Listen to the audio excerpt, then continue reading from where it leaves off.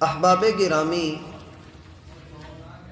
مومن کے مقابلے میں فاسق کا لفظ قرآن کریم میں کئی ایک مقامات پہ استعمال ہوا ہے۔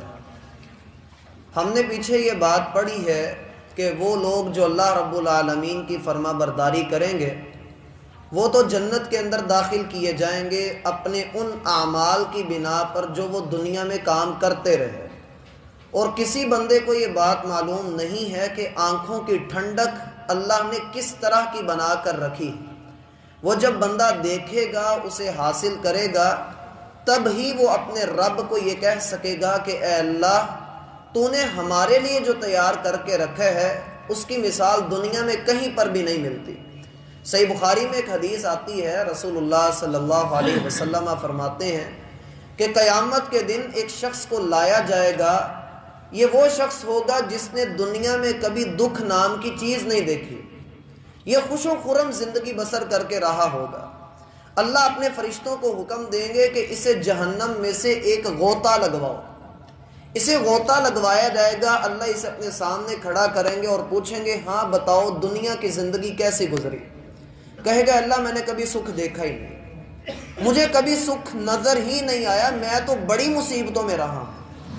دوسرے شخص کو لایا جائے گا، یہ وہ شخص ہوگا جس نے دنیا میں سکھ نام کی کوئی چیز نہیں دیکھی ہوگی، مصیبتوں کا مارا ہوا، مصیبتوں میں پیدا ہوا، مصیبتوں میں مر گیا۔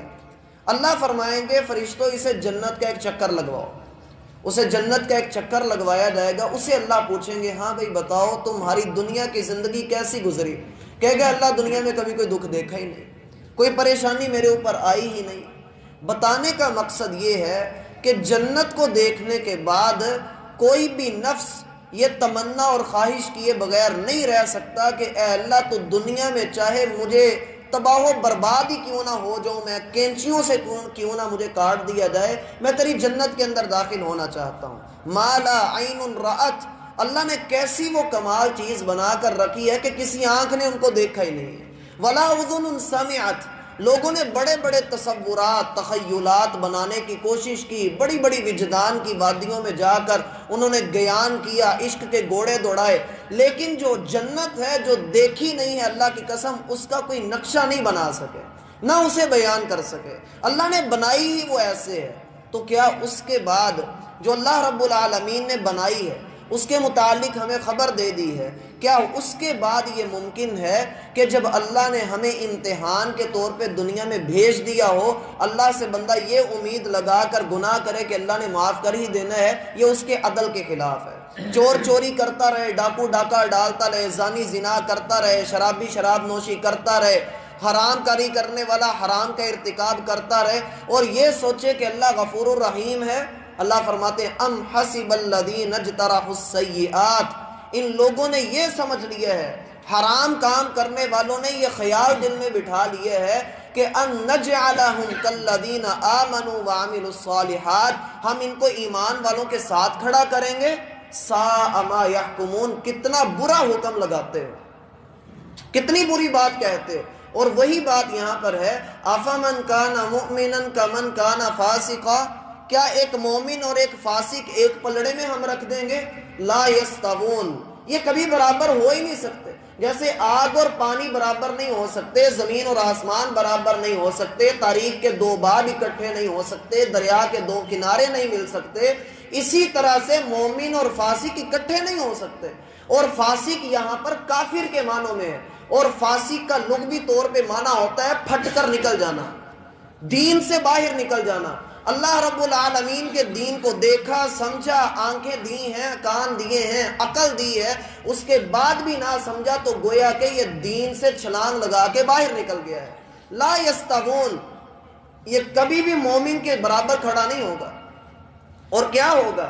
سورہ یاسین جو ہم سب کو زبانی یاد ہے، اللہ سبحانہ و تعالی اس میں فرماتے ہیں وَامْتَازُوا الْيَوْمَ أَيُّهَا الْمُجْرِمُونَ، اور مجرموں آج نیک لوگوں سے الگ ہو جاؤ۔ الم اعہد الیکم یا بنی آدم، اے آدم کے بیٹو کیا تم سے وعدہ نہیں لیا تھا، کیا تمہیں وارن نہیں کیا تھا میں نے کہ اللہ تعبد الشیطان، شیطان کی بندگی نہیں کرنی، شیطان کے پیچھے نہیں لگنا، تمہیں منع کیا تھا یا نہیں کیا تھا؟ روکا تھا یا نہیں روکا تھا؟ سمجھایا تھا، جنت کا شوق دلایا تھا، جہنم سے ڈرایا تھا، تمہیں اپنا خوف دلایا تھا، تمہیں سمجھایا تھا کہ نہ کرو، لیکن تم لوگ باز نہیں آئے۔ اب تم لوگ آج یہاں سے الگ ہو جاؤ، اور اللہ رب العالمین ان کو الگ کر دیں گے۔ اللہ ہمیں اس دن کی ذلت سے محفوظ فرمائے۔ اما الذین آمنوا وعملوا الصالحات، رہے وہ لوگ جنہوں نے ایمان اپنا بچا کر رکھا، سنبھال کر رکھا، اپنے ایمان کی حفاظت کی اور نیک کام کرتے رہے۔ میں نے پہلے بھی کئی مرتبہ ذکر کیا ہے کہ اللہ قطعاً یہ نہیں کہتے، نہ ہی اللہ یہ چاہتے ہیں کہ ہم دن رات اس کی بندگی کرتے رہیں۔ اللہ کا قطعاً یہ مطالبہ نہیں ہے۔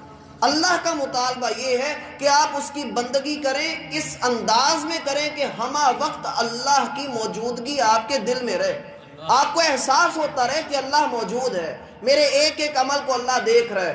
آپ کی 5 نمازیں، آپ کے رکھے ہوئے روزے، اللہ کی قسم یہ چھوٹے چھوٹے اعمال اللہ کے سامنے لے کر چلے جائیے، یہ تو پھر بہت بڑی بات بن جاتی ہے۔ ہمارا رب تو وہ رب ہے جو پتھر سائڈ پہ کرنے پہ جنت الاٹ کر دیتا ہے۔ یہ وہ رب ہے کہ زمانے کی بدکار عورت اگر کسی کتے جیسے جانور کو بھی پانی پلا دیتی ہے، رب اس کو بھی جنت کے اندر داخل کر دیتا ہے۔ تو ہم جیسے لوگ جو نماز بھی ادا کرتے ہیں، اپنے رب سے نا امید کیوں ہیں؟ اللہ سے پر امید رہنا چاہیے۔ اما الذین آمنوا وعملوا الصالحات، نیک کام کرتا ہے اور اپنے رب پر ایمان بھی پختہ ہے، اپنے عقیدے پر آنچ نہیں آنے دیتا۔ بعض لوگ صرف آمنو کے اوپر اڑے ہوئے ہوتے ہیں، یہ ہم موحد لوگ ہیں، ہم توحید والے ہیں، شرک تو نہیں کرتے، درباروں پہ نہیں جاتے، ہمارا عقیدہ ٹھیک ہے، بس قیامت والے دن توحید نہیں کہاں مانا ہے۔ تو اللہ کے بندے پھر محمد الرسول اللہ نے نمازیں کیوں پڑھی؟ عقیدہ آپ نے ٹھیک کر لیا تھا، اس کے بعد نمازوں کی ضرورت ہی نہ رہتی۔ لوگ داڑیاں کٹواتے ہیں، بھائی کیوں کٹواتے ہو؟ عقیدہ ٹھیک ہے، پھر کیا ہوا داڑھی اگر کٹوا لی؟ اگر یہ عقیدہ ہی آپ کا ٹھیک ہے تو مجھے یہ بتائیے کہ یہ کیسا عقیدہ ہے جو ہماری وضاقتہ کو نہیں بدل سکا؟ جو ہمیں نہیں بدل سکتا وہ دوسروں کو کیا بدلے گا؟ جو عقیدہ میرے جسم کے اوپر، میری روح کے اوپر اپنا اثر نہ ڈال سکا، وہ معاشرے کے اندر کون سی توحید کا پرچار کرے گا؟ اما الذین آمنوا، ایمان کے ساتھ عمل صالح لازم ہے۔ اگر ایمان موجود ہے، عمل صالح موجود نہیں ہے، ایمان کا بھی کوئی فائدہ نہیں ہے۔ اما الذین آمنوا وعملوا الصالحات فلہم جنات المأوی، تو ایسے لوگوں کے لیے اللہ نے ایسے ٹھکانے تیار کیے ہیں جن کو آپ جنات کہتے ہیں۔ رہنے کے جو مقام اللہ نے ان کے لیے تیار کر کے رکھے ہیں وہ جنات ہیں۔ اور اگر کسی نے جنت کا تذکرہ پڑھنا ہو، سورۃ الدہر کے پہلے رکوع کا مطالعہ کیجیے اور سورہ رحمان کے آخری رکوع کا مطالعہ کیجیے۔ وَلِمَنْ خَافَ مَقَامَ رَبِّهِ جنتان، جو اپنے رب کے سامنے کھڑے ہونے سے ڈر گیا اس کے لیے 2 جنتیں ہیں۔ ان 2 جنتوں کی نعمتوں کا ذکر اللہ نے کھل کر کیا، اور جب سارا ذکر کرنے کے بعد بات آئی تو اللہ پھر فرماتے ہیں وَمِن دُونِهِمَا جنتان، ان 2 جنتوں کے علاوہ ہم 2 جنتیں ساتھ میں فری دے دیں گے۔ اللہ رب العالمین جب عطا کرتے ہیں تو کھل کر عطا کرتے ہیں۔ اللہ رب العالمین نے کیوں اصول دیا ہے؟ ایک نیکی کرو گے بدلے میں 10 دیں گے، خلوص زیادہ ہے اس 10 کو 70 بنائیں گے، خلوص اس سے بھی زیادہ ہے 70 کو 700 بنا دیں گے، اور اگر تمہارا اخلاص بہت زیادہ ہے تو 700 کو بھی ان لمیٹڈ کر کے اپنی شان کے مطابق بدلہ دیں گے۔ اور کیا چاہیے؟ اور وہ بندہ جو گناہ کرتا ہے، میں حدیث اکثر لوگوں کو، اپنے ساتھیوں کو جو اس طرح لوگوں کے درمیان درس وغیرہ کا کام کرتے ہیں، میں کہتا ہوں یہ حدیث کوئی ماحول بنا کر سنایا کرو، ورنہ حدیث نہ سنایا کرو۔ طبرانی میں ایک روایت آتی ہے، اکثر لوگوں کو اس کا علم نہیں ہے، اور وہ روایت کیا ہے کہ بندہ گناہ کرتا ہے، اللہ کی رحمت اتنی زیادہ رحمت ہے کہ اللہ، فرشتے اللہ سے پوچھتے ہیں اللہ اس کا گناہ لکھیں، اللہ کہتے ہیں 6 گھنٹوں تک رک جاؤ، ہو سکتا ہے 6 گھنٹوں کے اندر اندر توبہ کر لے، ہو سکتا ہے توبہ کر لیں، اس کی توبہ کو اس کا اجر ہم بنا دیں گے۔ اللہ تو اتنا غفور الرحیم ہے، لیکن اس کے باوجود بھی اگر بندہ نہ مانے، بندہ پلٹ کر نہ آئے تو پھر انسان کی بد نصیبی۔ نزلا بما كانوا يعملون، ہم وہاں پر ان کی مہمان نوازی کریں گے۔ اور جنتیوں کے مہمان نوازی سب سے پہلا کھانا کون سا کھلایا جائے گا؟ مچھلی کی کلیجی۔ اللہ رب العالمین سب سے پہلے مچھلی کی کلیجی بندوں کو کھلائیں گے، جو جنت کا سب سے پہلا کھانا ہوگا۔ قیامت والے دن نعمتوں میں سے سب سے پہلی نعمت کا سوال کس کا کیا جائے گا؟ پانی کا۔ سب سے پہلی نعمتوں میں سے پانی کا سوال کیا جائے گا کہ پانی کہاں پر استعمال کرتے رہے. اور اسی طرح اگر کوئی مقدموں کے فیصلے ہونے ہیں تو قتل کا سب سے پہلا فیصلہ کیا جائے گا, اور عبادات میں سب سے پہلے نماز کا سوال کیا جائے گا. تو یہ چند چیزیں بندے کے ذہن میں رہنی چاہیے. جنتیوں کی عمریں جنت میں داخل ہونے کے بعد 33 سال تک کی کر دی جائیں گی, یہ نہ بڑھیں گی نہ کم ہوں گی. قد ان کا قریباً 10 ہاتھ یا میرے خیال سے 60 ہاتھ, اس وقت میرے ذہن میں صحیح طرح نہیں ہے. قد بھی ان کا لمبا کر دیا جائے گا, چہروں سے داڑیاں بھی ختم کر دی جائیں گی. یہ داڑھی دنیا میں آزمائش ہے, اس لیے اس کو رکھنا بھی ہے, اور جنت کے اندر اللہ رب العالمین نے اس کو ختم کر دینا ہے. جنتی وہاں پر جو کچھ بھی کھائیں گے ان کے جسم کا حصہ بنتا چلا رہے گا, نہ وہ بوڑھے ہوں گے اور نہ ہی ان کے اندر کوئی کمزوری آئے گی. اور پھر اللہ سبحانہ و تعالی نے جنتیوں کے کچھ درجے بھی رکھے ہیں. کچھ جنتی ایسے ہیں جو جنت میں لباس پہنیں گے, شراب پئیں گے, دودھ کی نہروں سے دودھ حاصل کریں گے, یہ جنتیوں کا ایک درجہ ہے. لیکن اس سے اوپر والا درجہ کیا ہے کہ وہ پلائے جائیں گے, ان کو دودھ پیش کیا جائے گا, ان کو لباس پیش کیا جائے گا, ان کے پاس جنت کی نعمتیں بھیجی جائیں گی. گویا کہ جنت کے اندر بھی درجے ہیں. اللہ ہمیں اعلیٰ جنت کے اندر جگہ عطا فرمائے. نزلا بما كانوا يعملون, یہ تمہارے اعمال کی وجہ سے تمہاری مہمان نوازی کی جا رہی ہے. اب بات آ جاتی ہے عمل کی. کیا عمل کی بنا پر جنت میں جانا ہے؟ تو میرا بھائی ہم میں سے کسی کا عمل ایسا نہیں کہ وہ جنت کے اندر ہمیں داخل کروا سکے. یعنی مراد اس سے یہ ہے, ایک بندہ کوئی چیز خریدنا چاہتا ہے لیکن اس کے پاس اتنے پیسے نہیں ہیں, وہ کہتا ہے کہ میں پیسے رکھتا ہی نہیں ہوں میں اس چیز کو خرید سکوں, لیکن جس کی وہ چیز ہے وہ کہتا چلیں آپ جتنے آپ کے پاس ہیں وہ آپ دے دیں. یہ 500 روپیہ نکال کے لاکھوں روپے والی چیز اپنے قبضے میں کر لیتا ہے, تو آگے سے یہ کہے گا یار میں نے تو کچھ بھی نہیں دیا اور مجھے یہ چیز مل گئی. ایسے ہی بندے کی عبادت ہے, یہ عاجزی کے ساتھ جنت میں جائے گا کہ بندہ اپنی ساری عبادتیں لے کر بھی اللہ کے سامنے کھڑا ہو اور یہ کہے اللہ میری عبادت ایسی نہیں کہ تیری جنت کے اندر داخل ہو سکوں, یہ تیری رحمت ہوگی تو جنت کے اندر جاؤں گا. جیسا کہ رسول اللہ صلی اللہ علیہ وسلم نے فرمایا کہ تم میں سے کوئی بھی بندہ اپنے عمل کی بنا پر جنت میں نہیں جائے گا. لوگوں نے کہا اللہ کے رسول کیا آپ بھی؟ فرمایا ہاں میں بھی اپنی عبادت کے بلبوتے پہ جنت میں نہیں جاؤں گا.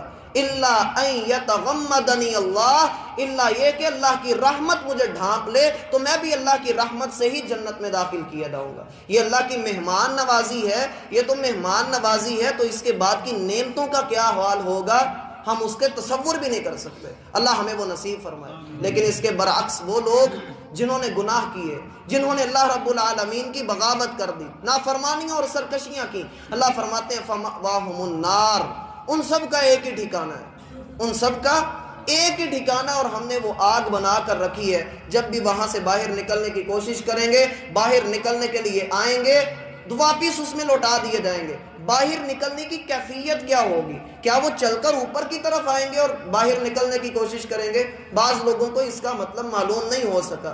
طبرانی میں ایک روایت آتی ہے کہ کلما خبت زدناہم سعیرا, قرآن کی یہ آیت بھی ہے کہ جب کبھی جہنم کی آگ نیچلے لیول پہ جانے لگے گی ہم اس میں اور ایندھن ڈالیں گے اور وہ بھڑک اٹھے گی. جب وہ بھڑکے گی اوپر کی طرف اٹھے گی تو یہ بھی اس کے ساتھ ساتھ اوپر کی طرف آئیں گے. جب یہ اوپر کی طرف جہنم کے دانے پر آئیں گے تو وہاں سے بھاگنے کی کوشش کریں گے کہ ہم جہاں سے باہر نکل جائیں, تو اعیدوا فیہا, یہ واپس اسی میں پھینک دیے جائیں گے. اور سورۃ المؤمنون کے آخر پہ آتا ہے کہ اگر یہ لوگ یہ دیکھیں گے اور اللہ سے دعا کریں گے اے اللہ ہمیں یہاں سے نکال دے, اگر ایک مرتبہ بھی تیری نافرمانی کریں تو ہمیں واپس یہیں پر بھیج دینا, تو جواباً ان سے کہا جائے گا اخسؤوا فیہا ولا تکلمون, یہاں سے دفع ہو جاؤ اور ہم سے کوئی بات بھی نہ کرو. اللہ ہمیں جہنم سے محفوظ فرمائے. وقیل لہم ذوقوا عذاب النار, ان سے کہا جائے گا عذاب کا مزہ چکھو. یہ ہم نے پچھلے دنوں میں بھی بات کی تھی کہ اللہ رب العالمین جب کوئی ایسی بات قرآن میں کہتے ہیں کہ ان کو دردناک عذاب کی خوشخبری دیں تو یہ ڈرانا مقصد ہوتا ہے, تانا دینا مقصد ہوتا ہے, دل کو جھنجھوڑنا مقصد ہوتا ہے. اب عذاب کا مزہ چکھنے کی بات کی جا رہی ہے. اللہ ہمیں اس سے محفوظ فرمائے. الذی کنتم بہ تکذبون, اس عذاب کو ہی تو تم جھٹلایا کرتے تھے جیسے ہم لوگ کرتے ہیں. اللہ نے معاف کر ہی دینا ہے, اللہ نے معاف کر ہی دینا. مانتے ہیں کہ یار اللہ نے معاف کر دینا, اللہ غفور الرحیم ہے, ہم مانتے ہیں, ہمارا ایمان ہے کہ اللہ نے معاف کر دینا. لیکن یہ کیسی معافی ہوئی کہ بندہ پہلے جہنم کے غوطے کھائے پھر جنت کے اندر جائے؟ یہ تو کوئی کامیابی نہ ہوئی۔ رسول اللہ صلی اللہ علیہ وسلم فرماتے ہیں ہر ایک نے جہنم سے گزر کے، پل صراط جو جہنم کے اوپر رکھا جائے گا اس کے اوپر سے گزر کے جنت کے اندر داخل ہونا ہے۔ المؤمن علیہا کالطرفی وکالریحی وکالریحانی وکالبرقی، مومن اس کے اوپر سے اپنے ایمان کے حساب سے، اپنے نیکیوں کے حساب سے، کوئی تو ایسے ہوں گے جو لمحے بھر میں گزر جائیں گے، کوئی ایسے ہوں گے جو گھوڑے کی سی رفتار سے گزریں گے، کوئی ایسے ہوں گے جو بجلی کی سی تیزی سے گزر جائیں گے، کوئی ایسے ہوں گے جو ہوا کی رفتار سے، کوئی ایسے ہوں گے جو گھسٹتے قدموں کے ساتھ اس کے اوپر سے گزریں گے۔ میرا بھائی جس جہنم کے اوپر وہ پل رکھا ہوا ہے، کیا نیچے سے اس کی گرمی نہیں آ رہی؟ تو جن لوگوں کی سپیڈ کم ہے وہ اس لیے ہی کم ہے کہ جو ان کے چھوٹے موٹے گناہ ہیں وہ نیچے والی گرمی لگا کر ان کو پاک کیا جائے، اور وہ جو گناہوں میں لتھڑے ہوئے ہیں، اللہ کے رسول فرماتے ہیں فیہا کالسعدان، اس جہنم کے اندر اللہ نے شکنجے رکھے ہیں نیچے، وہ شکنجے جب دیکھیں گے کہ کوئی گناہگار آ رہا ہے یہ اس کو جکڑ لیں گے اوپر آ کر، اور اوپر آ کر اس کو پھر اوندا منہ کر کے جہنم کے اندر لے جائیں گے، اسے اتنی دیر تک جہنم میں رکھیں گے جتنی دیر تک وہ پاک صاف نہیں ہو جاتا، جب تک وہ گناہوں سے پاک نہیں ہوتا۔ پھر اللہ رب العالمین کے در پہ میں جا کر اس وقت شفاعت کروں گا اور سفارش کروں گا، تو جتنی دیر تک شفاعت اور سفارش ہونی ہے اتنی دیر تک تو جہنم میں رہنا۔ اللہ ہمیں اس سے محفوظ فرمائے۔ وَلَنُذِيقَنَّهُم مِّنَ الْعَذَابِ الْأَدْنَىٰ، ہم ان کو قریب ترین عذاب کا مزہ چکھاتے ہیں۔ قریب ترین عذاب کون سا ہے؟ اللہ دنیا میں مصیبتیں بھیج دیتا ہے، ہمارے اوپر مصیبتیں آتی ہیں، ہمارے اوپر کوئی جو ہے وہ آزمائش آ جاتی ہے، اس کا مقصد کیا ہوتا ہے؟ لعلہم یرجعون، کہ واپس پلٹ آؤ، اللہ کے در پہ توبہ کر لو، آ کر پکے پکے اللہ کے ہو جاؤ۔ من دون العذاب الاکبر، اس سے پہلے کہ ان کو بڑا عذاب پہنچے۔